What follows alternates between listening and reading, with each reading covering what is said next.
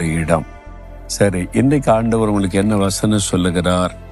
ஏசாயா 29 வசனத்தில், இந்த ஜனங்களுக்குள்ளே ஒரு அதிசயத்தை செய்வேன்.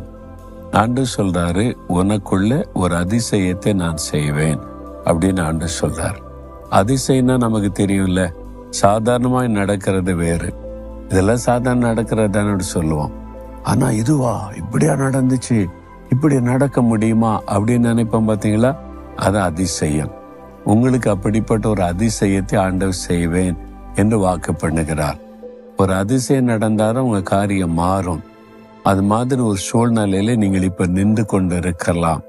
ஒரு அதிசயம் நடந்தாதாங்க என் வாழ்க்கையில இந்த காரியெல்லாம் மாற முடியும், இல்லாட்டினா அவ்வளவுதான் அப்படின்னு நினைக்கிறீங்களா?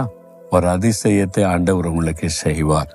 நான் ஊழிய பாதையில நிறைய அதிசயமான காரியங்களை நான் பார்த்திருக்கிறேன். இயற்கைக்கு மேற்பட்ட அதிசயமான காரியங்கள். பிறவிலேயே கண் தெரியலன்னா அவங்க கண் பார்வை திரும்ப வருவது கஷ்டம். மருத்துவத்துறையில சொல்லுவாங்க, பிறவிலேயே கண் தெரியல, பிறக்கும் போதே குறைபாடு, அதை சரி பண்ண முடியாது என்று சொல்லி. ஆனால் அப்படிப்பட்ட நிலைமையில பிறவில இருந்த கண் பார்வை இல்லாத ஒரு வாலிப மகளுக்கு ஆண்டவர் கண் பார்வை கொடுத்தது என் ஊழியத்திலே பார்த்திருக்கிறேன். ஒருவருக்கு அல்ல, 2 பேருக்கு அப்படியே 2 கண் பார்வையும் இல்லாத சூழ்நிலையில ஒரு மகள் பாருங்க, இந்த கண் பார்வை இல்லாதவங்க படிக்கிற ஸ்கூல்ல படிச்சு, அந்த பிரெயில சொல்லுவாங்கல்ல, அந்த எழுத்தெல்லாம் படிச்சு அவங்க டிகிரிலாம் முடிச்சிருக்கிறாங்க. அவங்க கையில கம்போடு தான் டிராவல் பண்ணுவாங்க.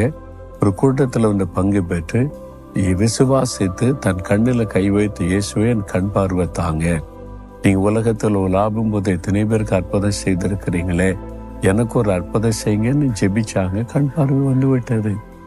அவங்க மேடையில வந்து சாட்சி சொன்னாங்க, பாருங்க நான் அவங்களுக்காக ஜெபிக்கவே இல்லை. அன்றைக்கு அவங்க ஜெபம் பண்ணாங்க இயேசுவிடத்துல, அவங்க விசுவாசித்தாங்க, அற்புதம் நடந்து விட்டது. பெரிய அதிசயம். எல்லாரும் ஆச்சரியப்பட்டு தேவனை துதித்தாங்க. இந்த மாதிரி அதிசயங்களை பல காரியத்தை ஊழிய பாதையில பார்த்திருக்கிறேன். இயற்கைக்கு மேற்பட்ட காரியம். உங்களுக்கு ஒரு அதிசயம் நடக்க போகிறது. நீங்க சுகம் அடைவதற்கு, தேவை சந்திக்கப்படுவதற்கு, உங்களுடைய நிந்தை மாறுவதற்கு, உங்களுடைய தொழில் ஆசீர்வதிக்கப்படுவதற்கு, நீங்கள் ப்ரமோஷன் அடைவதற்கு, உங்களுடைய பிள்ளைகள் செட்டில்மெண்ட் அமைந்து நல்ல ஆசீர்வாதமான வாழ்க்கை அமைவதற்கு ஒரு அதிசயத்தை ஆண்டவர் செய்ய போகிறார். விசுவாசிக்கிறீங்களா? அவர் அதிசயங்களை நடப்பிக்கிற தேவன். ஆண்டவரே, இந்த மகனுக்கு இந்த மகளுக்கு இன்றைக்கு ஒரு அதிசயத்தை செய்து இவளை மகிழ பண்ணும். நீர் வாக்கு கொடுத்ததை நிறைவேற்றும். இயேசுவின் நாமத்தில் ஜெபிக்கிறேன். ஆமேன், ஆமேன்.